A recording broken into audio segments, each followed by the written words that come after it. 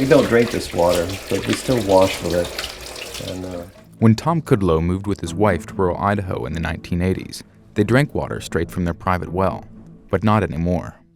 In the last year, we have all been drinking nothing but distilled water. we keep it under the counter here. We've got A couple of years ago, the family learned that dangerously high levels of nitrates had been found in the groundwater aquifer beneath some large dairy farms nearby. You can see the barns, the roof barns of the DeRuyter dairy with some of his haystacks. The Kudlows live within a couple miles of 20 to 30,000 cows, altogether generating as much sewage as a medium-sized city. That dairy waste goes untreated into earthen lagoons and is later spread as fertilizer over nearby fields. In both places, contaminants can seep into underground aquifers that supply residents' wells.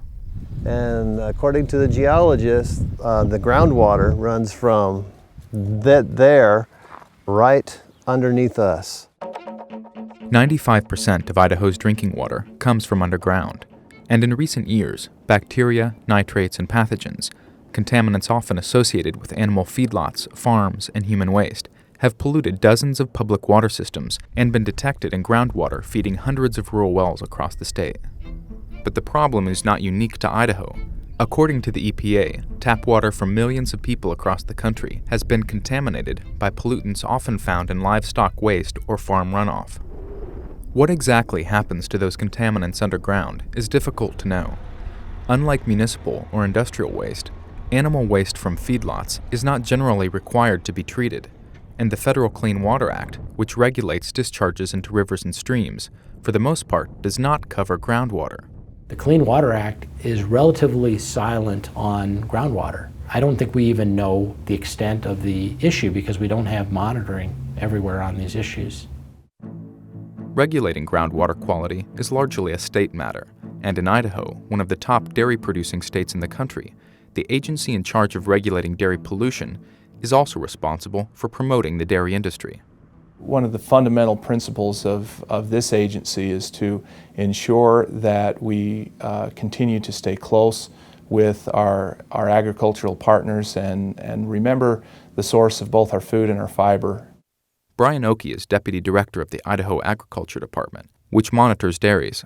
I'm certainly not comfortable just completely tagging the livestock industry as the sole source of the water quality problems that we do have and face here in the state of Idaho. While not the only contributor, state environmental reports indicate that cow manure is a major source of nitrate contamination. At high levels, nitrates pose serious health risks to pregnant women and can deprive infants of oxygen in their blood. But the problem isn't just with nitrates. Cow manure also carries bacteria, pathogens, and livestock pharmaceuticals that persist in groundwater. This is monitor well number 2. This one was put in... John Monks is an independent hydrologist who monitors groundwater on dairies near the Kudlows. See if there were water quality problems that could be originating from either this lagoon or the...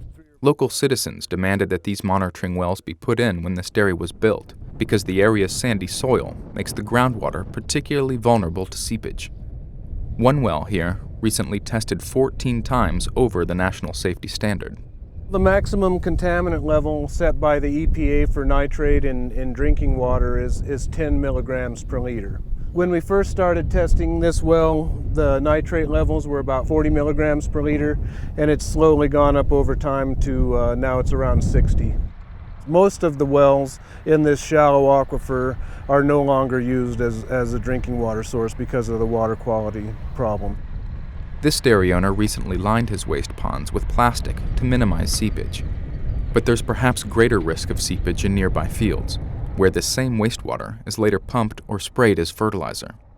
And they would come out from the road over here and then just spread it all out, and it's all thick manure sludge. Dairyman's needing to get rid of waste. I'm trying to grow a crop for him. Lauren McIntyre is waste manager for the DeRuyter Dairy, located near the Kudlows. He pulled up in his truck while we were filming along the road. We have soil tests done twice a year, and along with what those soil tests show is when we put the heavy manure on, which is truck manure or tank manure, whatever you want to call it. A representative of the Idaho Dairymen's Association said dairies follow strict regulations and waste management plans set by the state. But critics say the regulations are insufficient. Nitrates are still showing up in groundwater.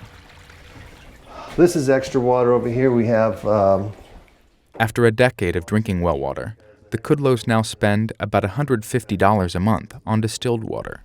Tests of their tap water have shown elevated nitrate levels, but not high enough to exceed the federal safety standard.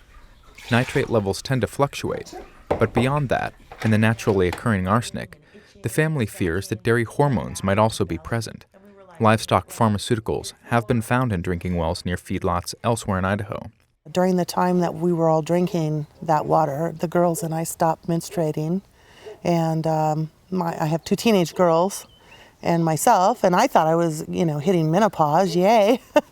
But it turned out that it wasn't that at all, and started drinking the distilled water, and within 30 days, both of my daughters got their period within a day of each other. At least one nearby dairyman says he doesn't use hormones in production. Still, the Kudlows say they have no guarantee. They haven't been able to afford the more expensive pharmaceutical tests. What long-term effects are these dairies going to have on my kids? Are they going to be able to reproduce? Are they going to be able to have kids? Are they going to end up with cancer in a few years? I mean, nobody can answer these questions for us.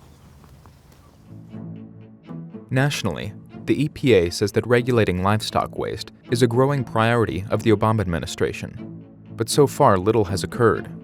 One question going forward is, will the EPA continue to rely on agricultural states like Idaho to protect groundwater?